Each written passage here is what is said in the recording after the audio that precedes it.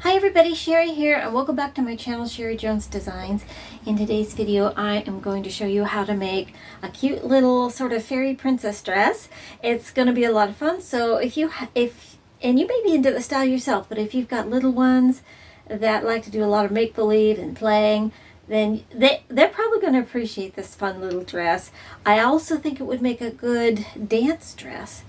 And you can do these in different styles and sizes. In other words, you can use any kind of top for your top on this dress. So you could, you can make a fall version or whatever. I'm going to be using tank tops. So yeah, keep watching and I'll show you how I do it. Basically, you can use any kind of top for this. I'm going to be using this little red Arizona size large tank. And we're going to cut a shape, which we've cut before, which will look like down like this, up and down and back up. And the way you get that perfectly even is you can fold your fabric in half like that. And then at the halfway point, you're going to go down and down.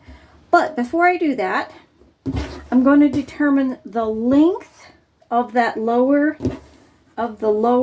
portion that comes down. So I'm going to want mine at 9 inches. Now, if you're making this for yourself, just measure from where the armpit is down to where your hip is. Some of us are longer waisted, so, and then that's where your, where the bottom of this is going to be. But if you want it, and you'll know when you hold it up where you want this to start dropping, because where we cut this at the side is where I'm going to be attaching things. So if you want that to set on your hip, then you're going to measure down to your hip bone. So because I don't know who's going to be buying this, I am going to be selling this one. I'm going to do 9 inches. So first things first is I'm going to cut mine off at 9 inches, or attempt to. Let's go here. 1, 2, 3, 4, 5, 6, 7, 8, 9. That's right here. And I'm going to cut it straight off, and that will let me know where the bottom of my angle is going to go.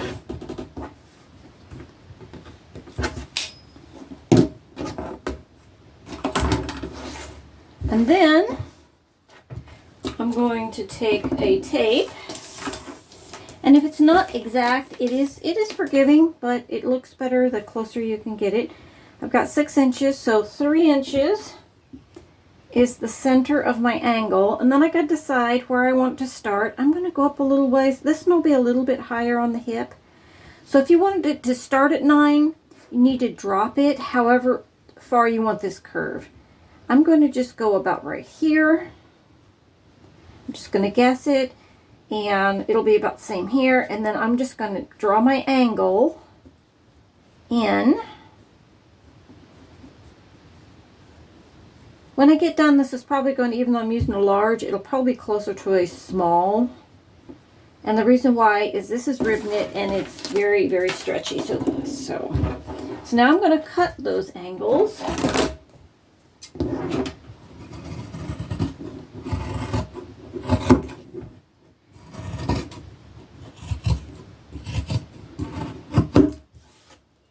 And then when you open it, you should have that. That's what you'll have. So now, what we're going to attach to this is going to be squares with one corner taken off. And for that, I'm going to use this vintage. I'm going to be using a vintage sheet. And so what you're going to do now is you're going to determine the length you want it to fall. So now let's say from here I want the dress to be a total length of, let's say, 35 inches. I would measure from, I'm going to measure, let me move a little bit of lighting over. I'm going to measure from this seam clear down to the bottom of my dress. Let's say I wanted it 35.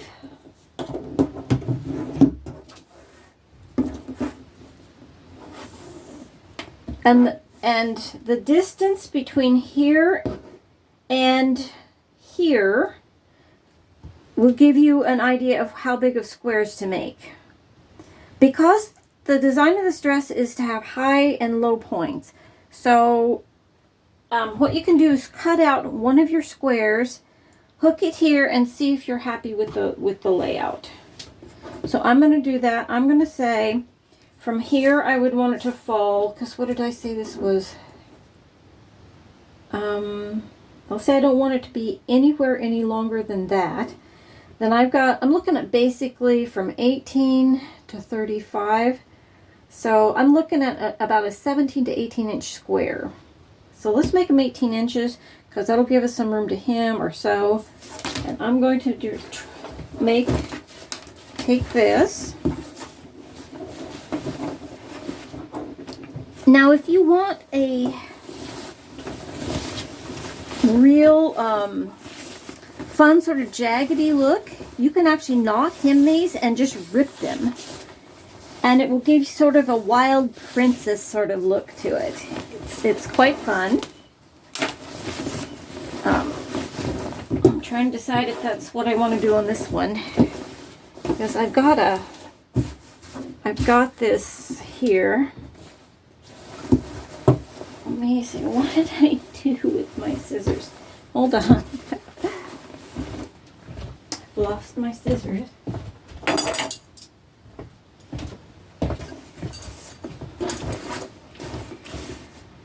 I think I want a really wild jaggedy look, so I'm going to take this edge off, and with a sheet, once you start it, you can just rip it.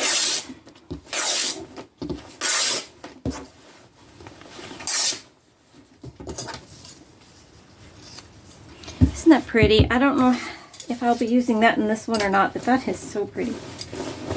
Okay, so then I'm going to make sure I've got 18 inches. Got my 18 inches. I'm going to make a cut. I am going to take this here off.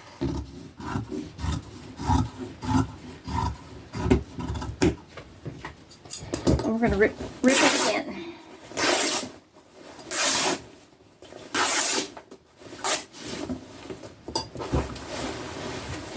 I think I'll just carefully cut this border off. I'll use it on something else. I'm going to be careful because it's got this real pretty lace on this other side.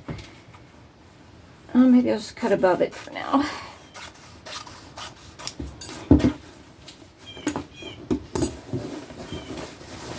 And it'll take a few of them because it's poofy, but I'll show you we'll make one of them. Okay, now we're going to go 18 inches again. Go 18 inches this way. As long as they're close, we're good. Okay, and there's one square. This is a great way to use up. Let's say you have a set of sheets, but your top sheet's great, but the bottom sheet's ruined and it's really pretty. You can actually turn this into a dress. So now what you do is you peel back any of the strings. And when you wash this, you would wash it on it like a delicate cycle, and you'll have to pull your strings off, but it'll just get more raggedy and princessy, sort of a ragged princess look. And what happens is you're going to sew these. I usually start here. You're going to pick a height, like maybe, you could even cut them if you want. Maybe you could put it here and just cut straight across here. And they will be sewn into this. I usually like to gather them a little bit as I go. And then they will fall like that. And I sew them together. So we're going to be doing that. And I haven't done the math yet to see how many I need. But I'm going to rip a few. And then I'm going to sit down and figure that out. It's a great way to use up garage sale finds.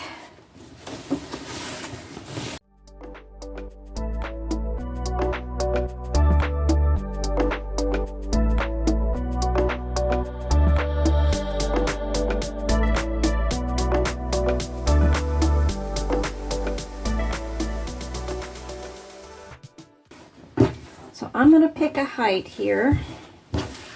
And let me see, how can I, basically, if you do it mathematically and you were not going to stretch it, let's say this was not stretchable, you're going to, depending on how low you go to cut this down, you can choose your starting point. However you choose it, make sure you go the same length this side as this side. I would not cut it at an angle. If you go 3 inches this way, you're going to want to go 3 inches this way, and then you would cut it off, and that would be your end point. You can just, if you want it to be more variable, there's different ways you can do that. Another thing is to watch the pattern, if you have a pattern that is going in the same direction on each piece. This one I'm not going to be particular. Really, it's not that noticeable. Oops. Anyways, it's not that noticeable. So what I'm going to do is, let me think about it here, is I'm going to start with my total length here and see what I like the looks of. I think I'm going to put 2 between each one, but I want just a little bit of gathering. So that's going to put me at how many inches? Let's look here. What have I got? And I don't have a sharp point there. I wish I did. I might trim it. I've got about 5 inches. So I'm going to go down. Let's say if I went 4, I'll make a little bit of a mark here and see. If I go 4 each way, and then go across, I've got 6. And that'll be a little bit of gathering. That would be me stretching this a little. I could just stretch it and insert it. I think that's what I might try. Okay, so what I'm going to do is I'm going to stack them and cut 4 inches off that side. And now I know I'm going to have 1 between each one of these. So now I can count 1, 2, 3, 4, 5, 6, 7, 8. I need at least 8. Like I said, you can watch the pattern, make sure. I'm just going to let it be varied. I'm going to place them all right side up. And if they're a little bit off, I do have a couple that are a little bit smaller. I'm not going to panic about it. This is a great way to use up lace curtains. You could do this, which I thought about that. You could even do 2 layers of it.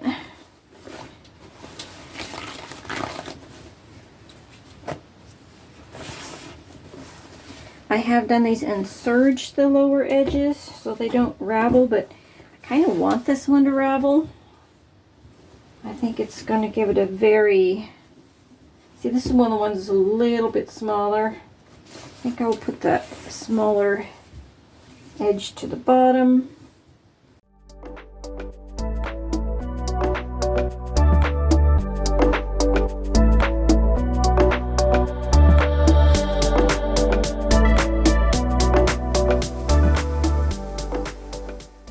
Okay, now I've got all my pieces I'm going to use, and I'm going to cut.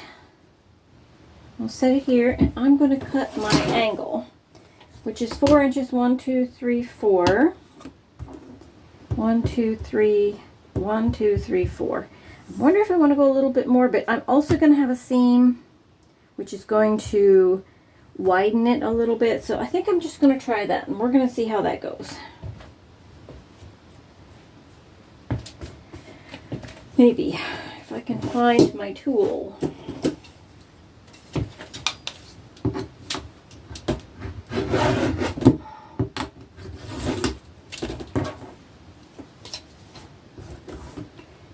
Okay, there's that. And there's this. And the way I'm going to start sewing it on, when I'm at the machine, is, and you could do this a different ways, but I will just, because knit doesn't fray, it will be on the top, and I will make sure that I have a seam allowance, and I will be just fitting this piece between halfway between each one of these and then connecting them. You'll see. We'll get going here. If you wanted a design on the front of this, now would also be the time to do that. I'm trying to think if I do. Sometimes I don't know till I'm actually done with it, so I'm probably just going to do it later. And I'm going to take these tags off because it won't be the same size, and so I usually just remove all the tags. It's also not from this company anymore. And I just remove the tags. Most people know how to wash a knit garment, like you don't really need that. So, okay. So I'm going to start making sure that I have like the right side that I want to see up, and I'm going to extend it because I want a ravel seam and raveled edges. Okay, so I got to get, which isn't going to be hard because this is going to want to stretch on me. And I'm going to use a zigzag because a zigzag will stretch if the garment stretches. And I just want to make sure that it fits up to this, to my stopping point. I'm going to grab my next one. Make sure it's also right side up. It wasn't. That's right side up, and I have my angle. And this one will go under that one to connect them.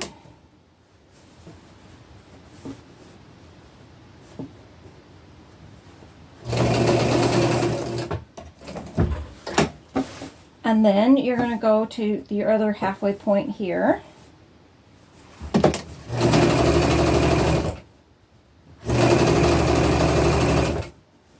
And you can leave a little bit, at least get to the point of where it's at. Make sure you're at least to that point, because your other one will start underneath it. Just trying to eat it. And grab your next one. Same thing, right side up. And in this one, I'm going to pick my needle up. I'm going to make sure I'm underneath it there. And you're going to want to go to the halfway mark, which I did not mark in this one, but I can see it. But I'm going to go ahead and mark my halfway point. I can see a crease there, but I'm going to make sure that I don't miss that halfway point. And I'm just going to stretch the shirt to fit.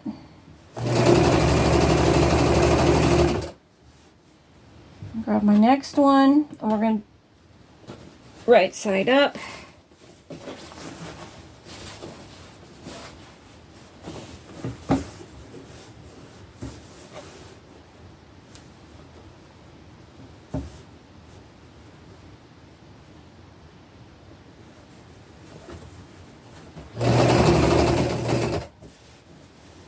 And sew it in place.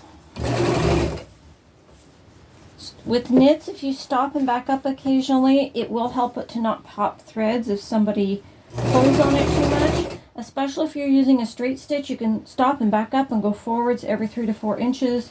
And you can use a straight stitch with knits by doing that.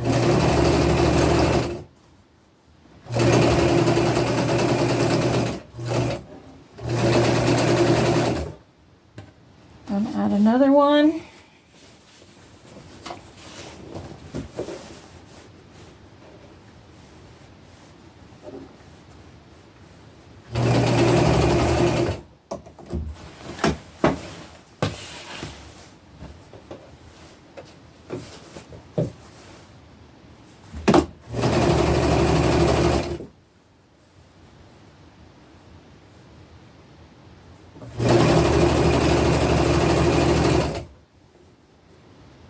Just remember, once this bottom part is done, it's not gonna stretch that much.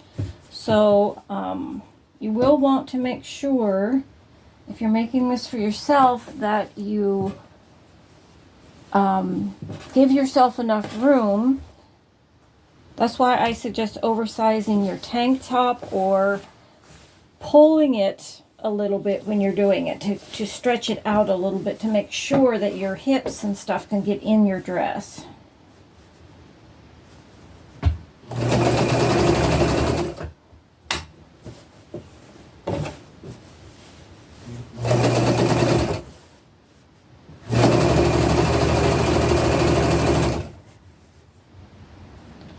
I'll grab another one.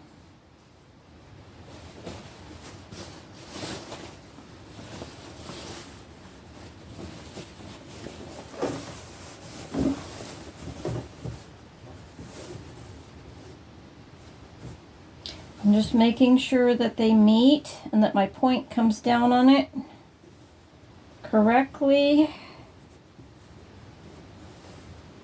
Or close. It isn't super picky because this has so much up and down look to it when it's done.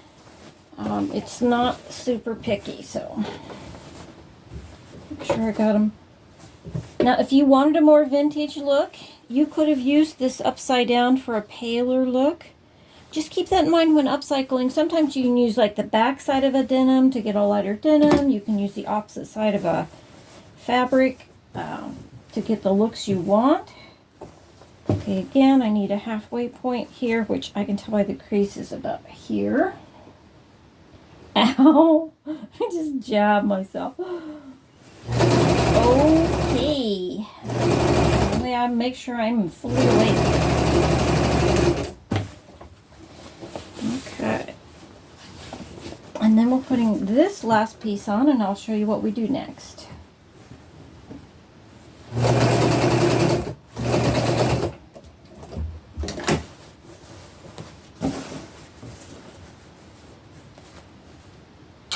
And you want to remove your extra strings because the machine, it's just looking for a string, and it will just pick up whatever string it finds. So just remember, it's doing its job. And then you want to make sure this last one meets up.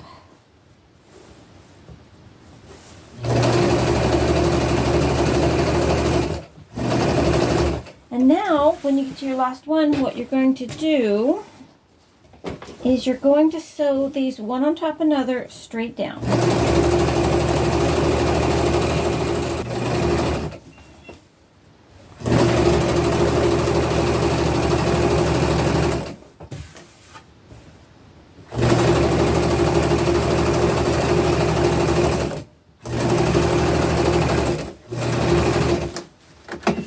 Always do a back stitch when you come to an end of one if it's going to be a finished, you know, the way it's going to be left.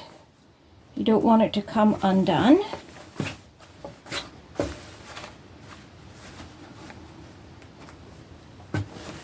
And now we're going to do that all the way around the garment. We're going to come up and we're going to sew our two squares together all the way down.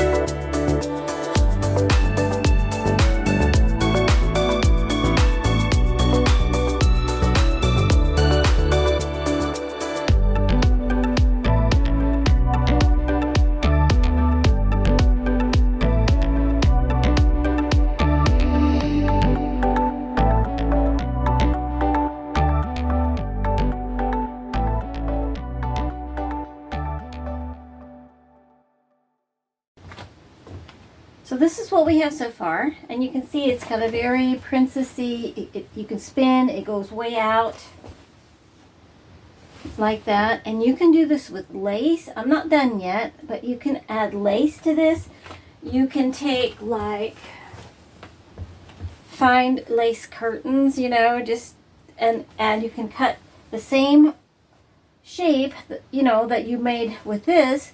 You can do it just a little bit like longer, and you can do an underskirting so that it hangs out underneath it. And as I could have went every other one with a lace, and then it's just something you wear over your jeans or whatever. So you could do it on top of it. I could have sewed each one of these squares together with a square of lace on top of it and then put them on, so that your look would be like that. So, you know, you can just do a lot with this. You could make each one of these a different color. You could have used scrap fabrics and done them all as patchwork. You know, there's just all kinds of things. And you don't have to use a tank top. You can use any kind of top. Like this could have been, I'll show you here. This could have been up higher. Like it could be worn more like this. You know, you could drop it down, bring that waist up and have it up higher. So there's just all kinds of ways to use that simple technique that I've shown you. To me, where I consider this garment at right now in the process of making it is it needs more. I'm going to be doing more here. I may even do like a little rose down here. I don't know what I'm going to do yet because it does have rose in it. I may be adding lace to some of it. I do feel like it needs something more lacy. So I'm going to keep going with it, and I'll show you it when it's done. So what do you think? Isn't it cute? I'll even include some extra pictures in here for you to see. This is what it looks like on this side. I added lace to the corners, and basically on the corner of the square at the bottom, I just put a small square. I put some patches, some more. These are peonies, not roses. And then on the back, I did that. It's sort of a shabby chic or however you pronounce that. I'm not really sure. So, but anyways, I hope that this tutorial encourages you to have fun and make something new. And remember that when you're out looking at, you know, garage sales, at your flea markets, wherever you're at, remember that this is just a vintage top sheet. Remember that, you know, look at curtains, look at bed sheets, look at, you know, all kinds of different things you can turn into these fun upcycle projects. Well, thank you so much for watching, guys. I hope you enjoyed this tutorial. It's very simple. You can apply it to so many different outfits, but it's very, very useful in the upcycle world. So thank you so much, and don't forget there is a Discord, a free Discord, called the Happy Sewing Club. The link is in the description down below, and please like, share, and subscribe. And until next time, happy sewing!